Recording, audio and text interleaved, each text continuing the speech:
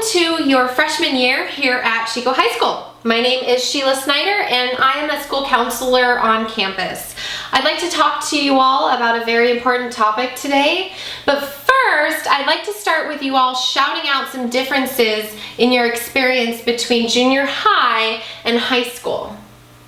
Great, I'm hearing a lot of good stuff from you all. So yes, you're balancing homework, hours of homework, with maybe sports.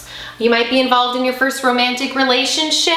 Your friends might be changing, right? Some of you are meeting new people. Some of your older friends might be going in a different direction, or maybe you don't have classes with them anymore. So in addition to those experiences, a lot of you or some of you might be experiencing things at home as well, right? So poverty, homelessness, maybe some of you have a learning disability or a developmental disability. Maybe some of you have experienced loss of a loved one or a family dog. A lot of biochemical changes going on and hormonal changes going on as well. So this is a really busy time in your life, both what's going on in your body, but also within your relationships, right? So it's really no surprise that 10 to 15% of teens experience depression at some time. In fact, in this classroom, and in a typical United States classroom, 1 male and 2 females will be experiencing depression at any given time. So why is depression a big deal? Well, depression at its worst can lead to suicide. Untreated depression is the leading cause of teen suicide. So it's a major concern for both the community members, all you students, educators, pretty much everybody. Teens who experience depression are also 12 times more likely to attempt suicide, right? So what is depression? Well, a lot of people have a hard time explaining what depression is or explaining how they're feeling.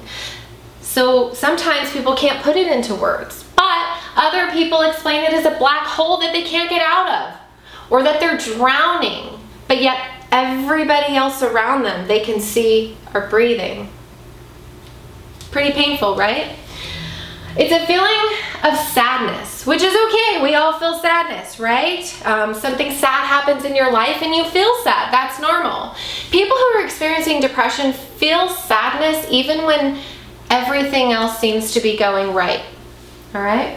And it's important to remember that individuals experience depression very differently. There's a lot of variation. Why? Because we're all individuals. Everything, all of our experiences and everything going on in our body is different. So what's important?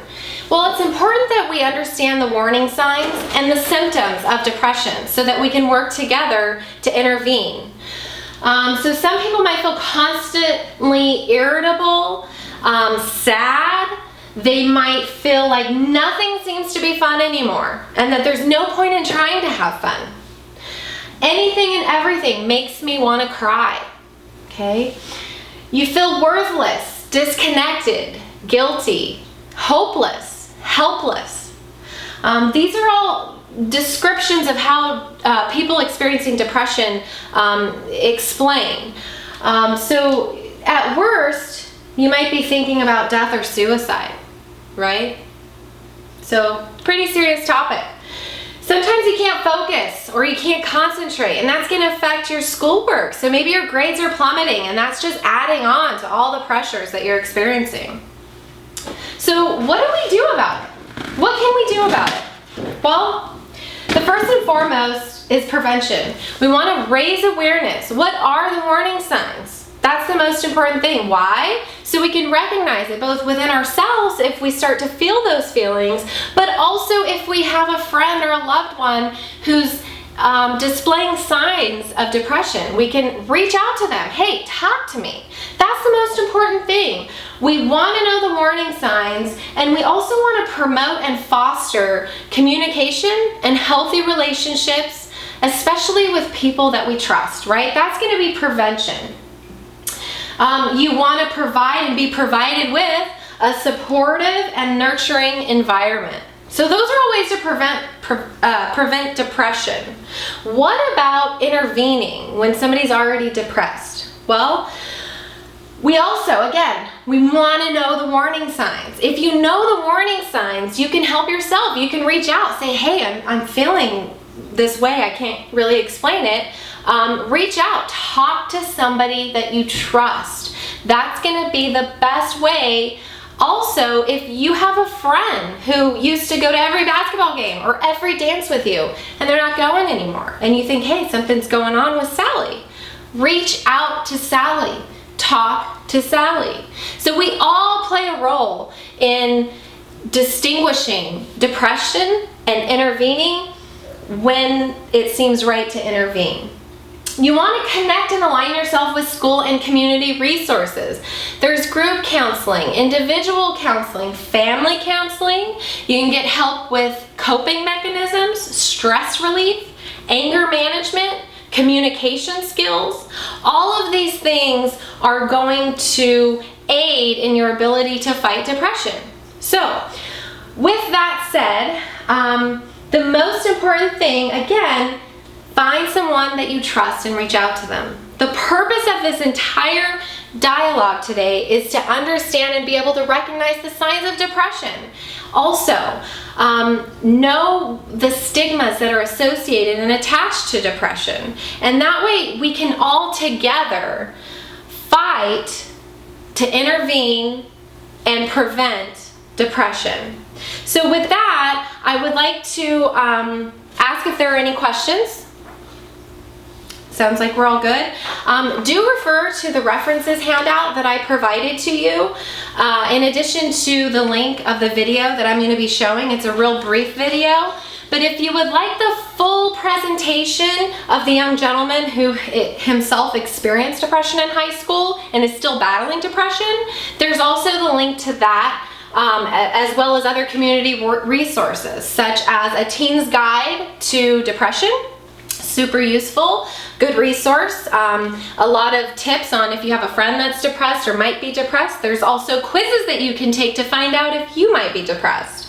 Also, the Butte County Behavioral Health has some local resources, so Youth for Change, and some phone numbers you can call for local resources here in Chico. So with that, I'm going to leave you with this brief video, but I really encourage you to look at the full presentation that this gentleman has at TED Talks. And again, the resources are on that page that I provided to you. And again, with that, I'm going to thank you all for listening. Thank you for your time. Take care, and let's fight depression together. A popular kid in high school, a basketball star who's now an aspiring comic.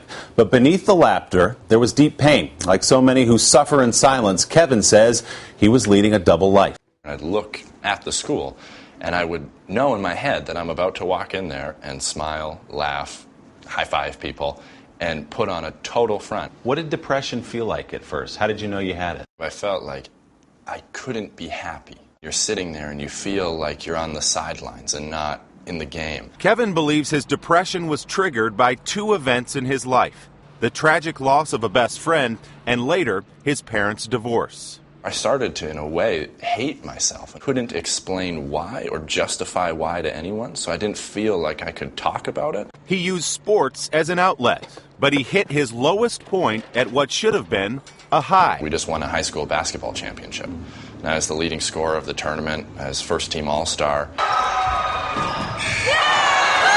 I had everything that I had thought of for 4 years, and I realized that that wasn't going to take away my pain. At the age of 17, Kevin sat on his bed with a bottle of pills, a pen, and a paper, and contemplated taking his life. And I remember this one moment where I was writing, and I got sort of to the end of the page, and I realized that I've never once talked about any of these things. Never. And if someone were to read this, a friend, my family member, my coach, my teammates, they would have no idea. And I thought that I can't quit on myself until I try and help myself. And it just broke me open. As part of his recovery, Kevin began speaking at schools. And what you really fear the most isn't the suffering inside of you. It's the stigma inside of others. It's the shame. It's the embarrassment. And eventually caught the attention of TED, an organization dedicated to sharing ideas. We live in a world where if you break your arm, everyone runs over to sign your cast. But if you tell people you're depressed, everyone runs the other way.